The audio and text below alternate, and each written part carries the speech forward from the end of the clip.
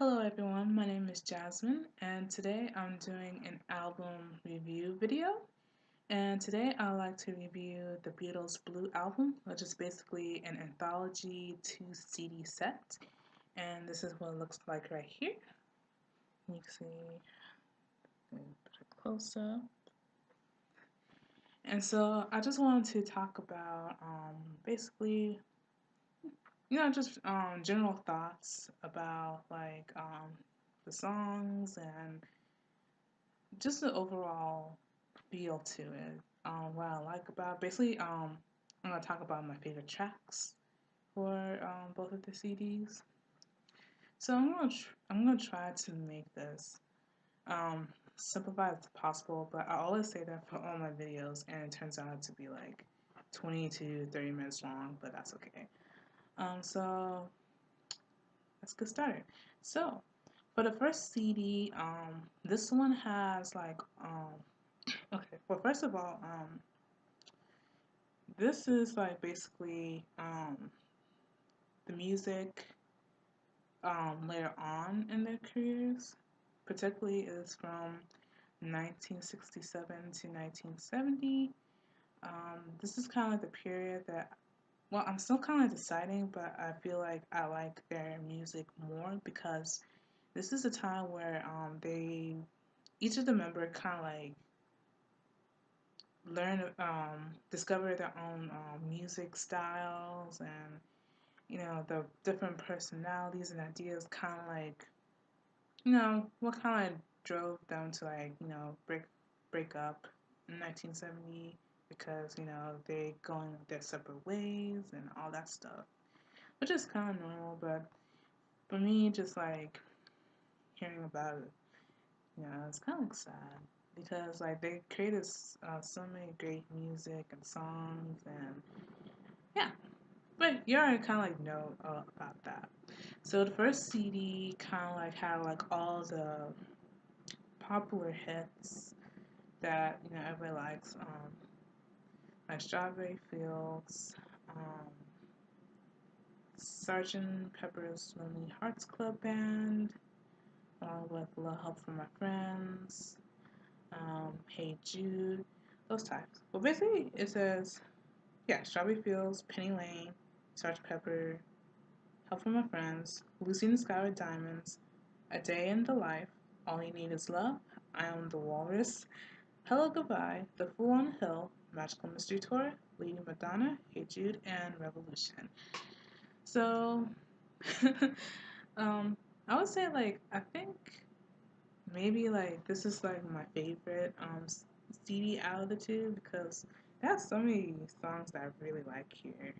So it's kind of like hard to like which tracks are my favorite. But I do want to point out, I would say, well, first of all, my favorite track of this CD is Hey Jude.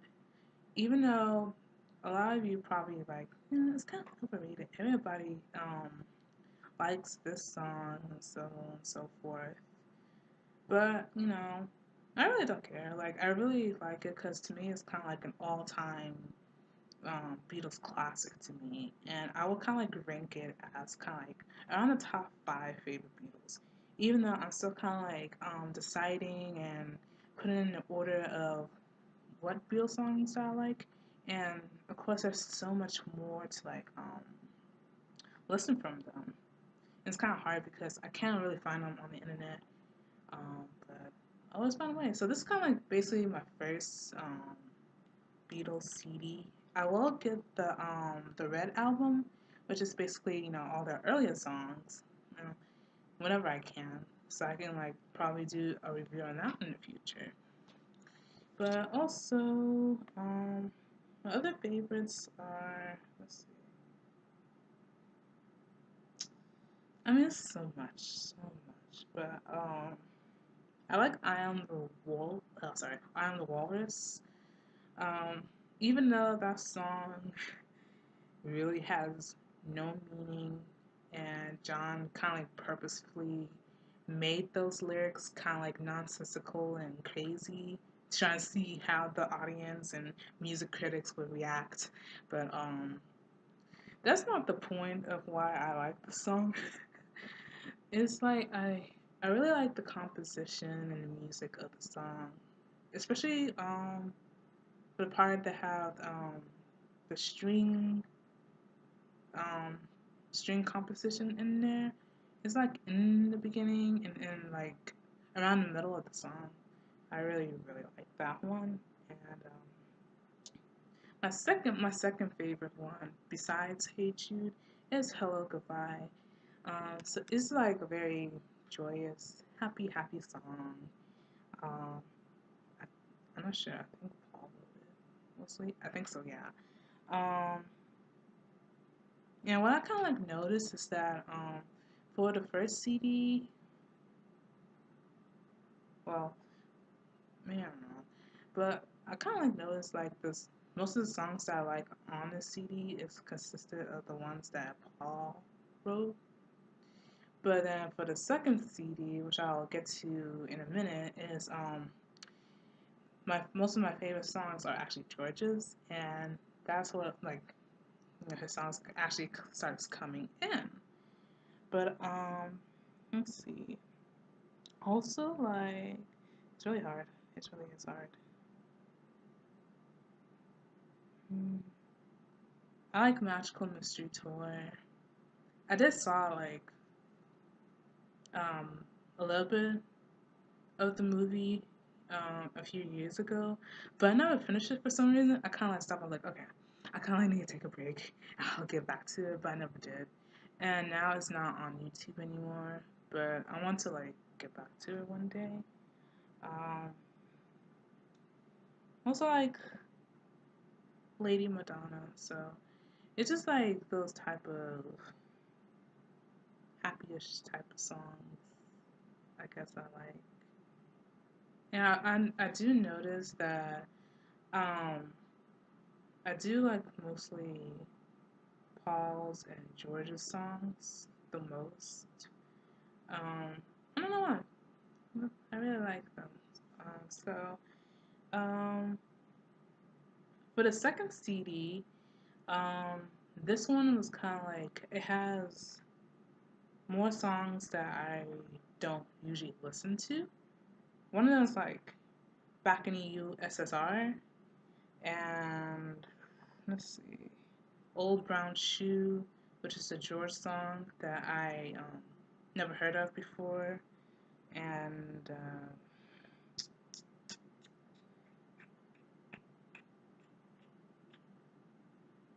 Obla Di Oblada. Yeah, um, I actually like that song. Once again, it's kind of like a very kind of like happy-ish type of song. I think Paul wrote this too. I'm not exactly sure. I still have to like do my research. But like most of the songs are written by. Oh, give me a minute. Sorry, something came up, but I forgot what I was gonna say. Yes, I took off my glasses. Keep on glaring on the camera. But I kind of feel like for the second CD is like the beginning of the end of a great band. It's just like I don't know. I have like a more serious type of feel to it. Um, it's very interesting. I can like tell like the difference between the first CD and the second CD. Um, but yeah, second CD has more George in it. For each of them, like they have like a Ringo song in there, and so like for my favorite songs or tracks in CD two, it consists of let's see, Obladi Oblada, Here Comes the Sun, Come Together, Something, and The Long and Winding Road. My favorite track overall for the second CD is While My Guitar Gently Weeps. Sorry. Um, I kept playing this particular CD a lot more than the first one because one um, has like some songs that I want to like keep listening on, like the Ballad of Johnny Yoko and Old Brown Shoe and Long Winding Road. Um, I'm trying to focus. Sorry. Let's see. Hmm. Um, the first version of While My Guitar, I keep on tongue twisting. While My Guitar Gently Weeps. It was like kind of like the version um that was like in the early 2000s. I forgot which album is from. Sector Soleil, something like that. I don't know. Was it the Love album? I think it's the Love album, if I can remember correctly. But this one is kind of like it's more stripped down, and how they added strings to it. That was the first version I heard, and I really loved it a lot. And I really thought that was like the actual version, the original version of the song. And I thought that for a while until I got this album, and I started listening to the actual version here. At first, I was like, I'm not used to it. I like the other version better. It's like it's more authentic feeling, and it does have that more authentic feeling. Sorry, but the more I listen to this track, the more I really like it. I really love the beginning of the song. We have the guitar and the piano and the bass.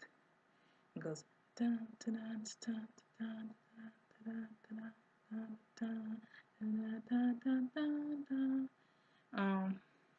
I probably didn't like say all the correct instrumentations right, but it's just that part. If you're familiar with the song, I love it a lot. That's like basically my favorite part of the actual whole song, which is weird, but I just love that intro. Um, yeah, and of course I love "Here Comes the Sun," which is kind of like another all-time favorite Beatles song that I really like really like. Every time I hear it, it just makes me happy. It's a very optimistic song from George, and a similar song of his that's like that when he was in his solo career is "Blow Blow Away," and I like to talk more about that when I do a video on talking about George Harrison along with the other Beatles as well. Kind of like listen to each of their songs as solo artists. Um, yeah, so I really like something. I like listening to that a lot too, and I can see why that. I think this was his most um, famous popular song in these days in the Beatles. It really is. I heard that Frank Sinatra said like that was like one of the greatest love songs that he ever heard. And when you get that compliment from a legend like him, then it's like, wow, there's some, something really good, with that song. So that's like goals like as being a songwriter and a singer. Last thing I want to talk about is the last track of the second CD, which is The Long and Winding Road. Um, so I kind of heard kind of like the background story of how the song was kind of like produced by Phil Spector, and he was like a very famous, well-known music producer during the '60s, as he kind of like created like the wall sound. That's kind of like what I got from the internet. I was use Wikipedia, even though like why use Wikipedia for everything, but that's okay. But anyways, he created the wall sound, and it's very effective in the music industry. It kind of like changed the game. And so Phil Spector kind of like came in with the Let It Be album, and while Paul was like away somewhere, I forgot where, he was kind of like vacationing or something like that. Like he had like, you know, everything recorded. He had like this original vision in mind. It's like more simplistic and whatnot. I kind of heard that somewhere in YouTube, and I really did like that version. Um, Phil kind of like went behind his back and kind of like added like the strings and the female chorus. I mean, the female chorus is kind of a little bit cheesy, kind of, but I like the strings. I'm a sucker for strings, like a lot. um, and he was kind of like upset about it, but overall, I do like the song. It's a nice and touching, but very sad song. And to me, when I listen to this song every time, it really, to me, when I think about the song, it didn't sound like, even though it is a Beatles song, it didn't sound like a Beatles song with this one. To me, it's kind of like a staple that says, you know, we finally drifted. We are our own individual artists. And when I hear that song, I don't hear it as a Beatles song, but I hear it as a Paul McCartney song, period.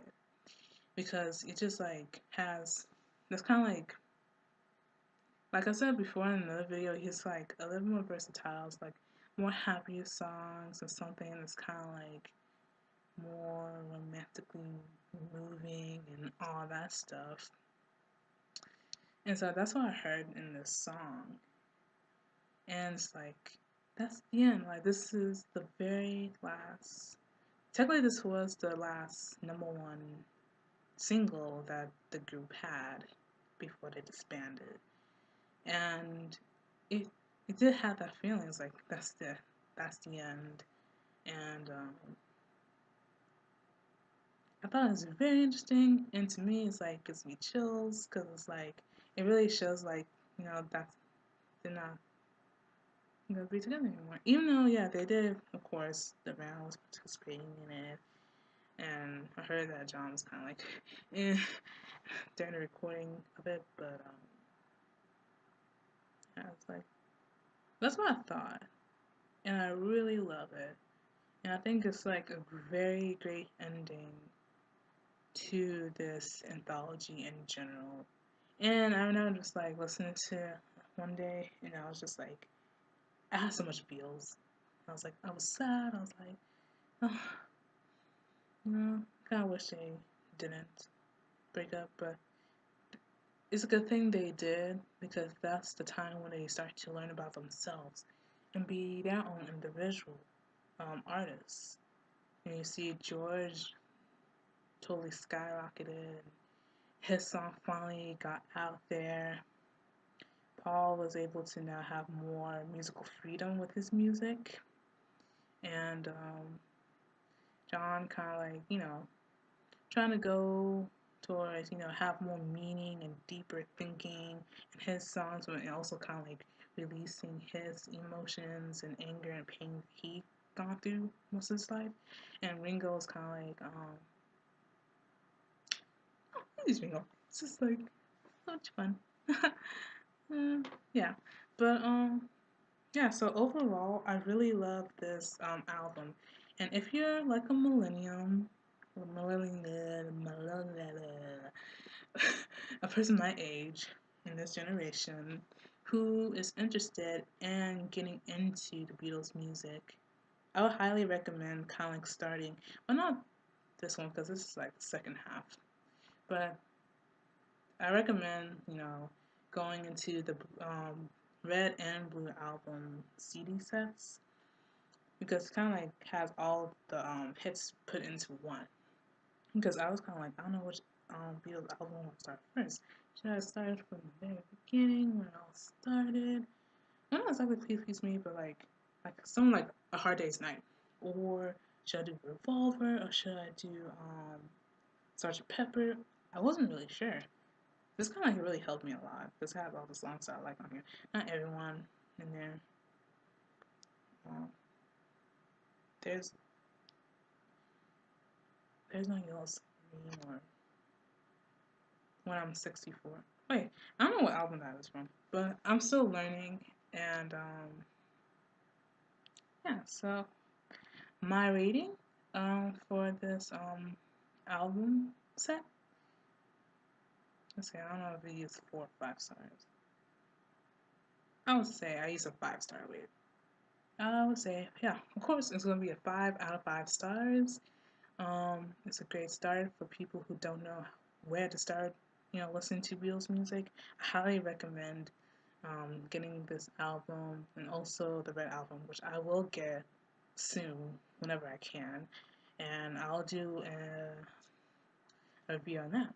Now, it's not like a very deep review because if I did like their actual album, like say Revolver, then it'd be has more songs that I have yet to listen to and be like talk about how I feel about this and that and whatnot. It'd be more meaningful. This is just like a collection of hits, so like I don't know if I can put any more meaning into it, but yeah, it's great. I love listening to this a lot, and I hope to continue to listen to more of their music, and just go from there. And I have plenty of time. I have a whole lifetime, listen to their songs and watching their movies and stuff. I only have two Beatles movies so far, which is Help and Yellow Submarine. I did kind of mention that in another video. Um, oh yeah, and I will put the link in the description below to what this video is. It's like basically me just talking about the Beatles in general as a whole, and I will continue to make more Beatles related videos when I start doing the individuals. Um, next, I'll do Paul McCartney because I've been listening a lot to his music lately the most. I also listen a little bit of George's and Ringo's, and I listened to some of John's before, but I need to revisit that his music a little bit more. And, and do each individual ones, and probably do like a movie review for the movies I have so far. And I do want to continue to finish watching the Magical Mystery Tour, even though a lot of you kind of like, well, a lot of people that have like bad reviews on it and stuff, but I will give it a try. And because I feel like that was like the movie that like Paul really kind of like it was his idea, um, and he just like kind of shows that he really, really, really wanted the best for this band to stay together after Brian Epstein passed away. And, I kind of like appreciate him really putting his heart into it while the rest of them are like, it's kind of silly, it had made no sense. But appreciate the guy for trying to keep the band as long as he could until 1970, you know. I can go on kind of like talking about him, I guess, because he is like my favorite Beatle. It was John a few years ago, but then it went to Paul. So I'll talk about that in another video. But um, like I said before, look at that. It's like I'm looking at the time frame and it says 24 minutes. So I failed again. But I'm trying to do as fast as I can. It doesn't have to be perfect with the timing. So whatever. It's YouTube.